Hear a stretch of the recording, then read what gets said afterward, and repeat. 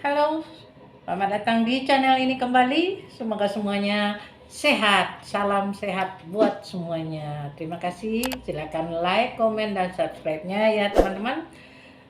Kita akan lanjut dengan cerita berikut. Kemarin kita menceritakan masalah waktu.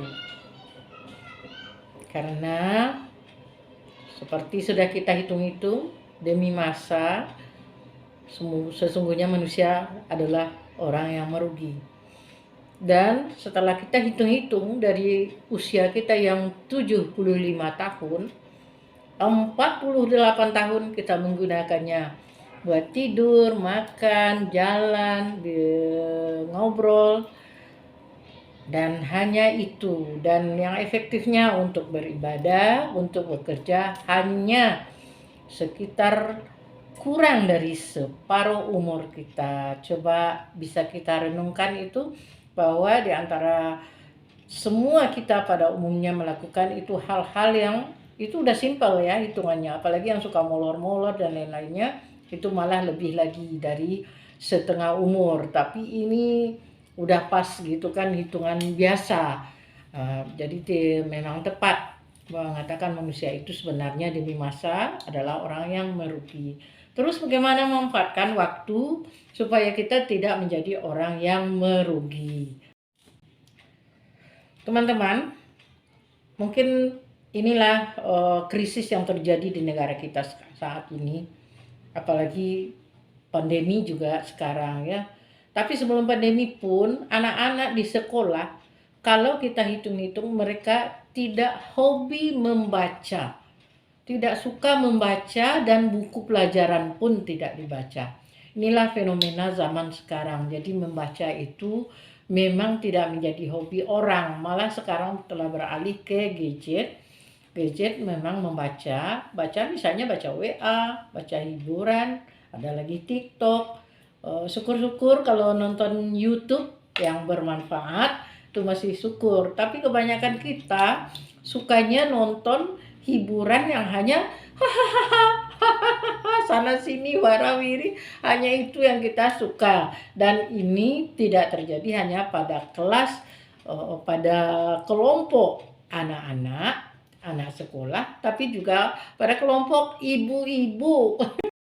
Jadi fenomena itu adalah fenomena yang dilakukan oleh masyarakat Indonesia pada umumnya. Suka buang waktu, suka banyak omong, suka banyak kelakar, suka cerita nyeleneh. Dan ini memang sudah menjadi kebiasaan kita pada umumnya, baik itu di tingkat anak-anak, tingkat orang dewasa, maupun tingkat ibu-ibu. Jadi apa dia kebiasaan yang pertama? Tidak mau membaca, tidak suka baca buku, karena baca buku itu adalah anak sekolah, kata orang yang sudah tamat, yang sudah bekerja. Kata orang yang tidak, yang lagi belajar, baca itu membosankan, bikin pusing, dan segala macamnya. Dan tahukah Anda, membaca itu sangat penting, bukan hanya menghafalkan yang apa yang ada di buku atau apa yang kita baca, tapi membaca adalah merangsang sel-sel saraf otak kita agar selalu berkembang, dan ini membantu kita mencegah pikun di masa tua. Itu salah satu contoh ya teman-teman. Kemudian kebiasaan lainnya suka nyeleneh. Suka nyeleneh ini kebiasaan yang memang dibawa pula dari keluarga kita, suka dari kecil, bahkan orang tua juga mendidik anak-anaknya suka nyeleneh begitu kan. Kadang-kadang anak-anak suka diledekin, diketawain, dari padahal dia waktu itu serius, sehingga saat dia sudah dewasa kebiasaan nyeleneh itu terbawa, sampai jadi ibu-ibu terbawa. Saya pernah suatu ketika, ini kejadian yang benar nyata ya, ini kejadian waktu itu pergi ke suatu negara, ini luar negeri ya, satu negara di luar negeri. Saya itu bergabung dengan beberapa orang dari luar negeri, ada beberapa profesor-profesor juga.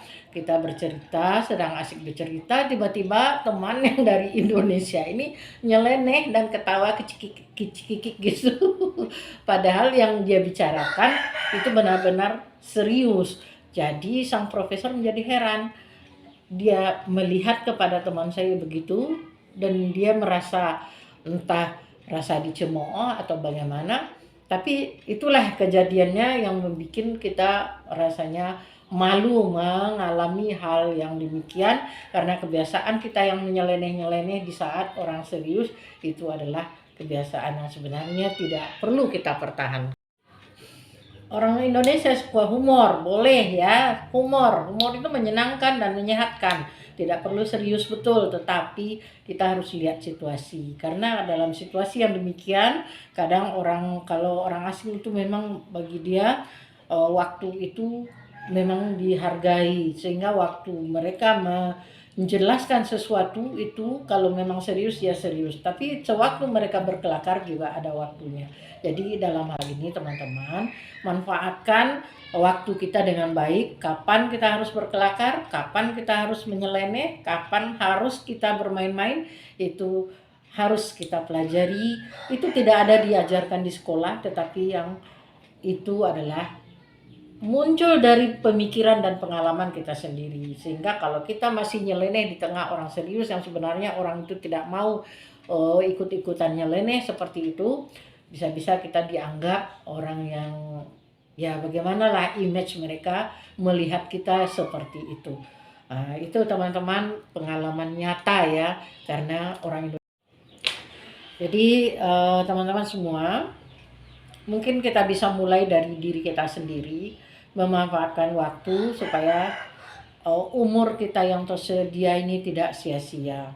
Yang pertama, kita mulailah dari diri kita sendiri, merancang apa yang harus dikerjakan. Contoh saja, kita lihat ada beberapa orang yang sudah purna tugas, mereka tidak tahu apa yang harus dikerjakan karena mereka selama ini tidak pernah memikirkan bagaimana memanfaatkan waktu. Dan ketika waktu luang itu masuk banyak, waktu purna tugas itu sudah datang dan kerja tidak ada, mereka tidak tahu apa yang dikerjakan, malah kebingungan gitu kan, kebingungan apa yang harus diperbuat. Jadi mulai hari ini, apa salahnya kita mencoba memanfaatkan waktu untuk sesuatu yang bermanfaat. Apa saja manfaatnya, bisa untuk diri kita, untuk masa depan kita, untuk masa akhirat kita, untuk tetangga kita, untuk keliling kita, untuk keindahan di sekitar kita juga bisa.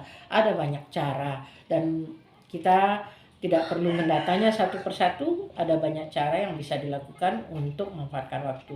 Nah, demikian saja teman-teman semua, semoga waktu Anda tidak terbuang separuh dari usia Anda selama Anda hidup. Mudah-mudahan Anda bisa memanfaatkan waktu dengan efektif dan bermanfaat. Tidak hanya manfaat untuk diri sendiri, juga bermanfaat bagi orang lain. Salam sehat.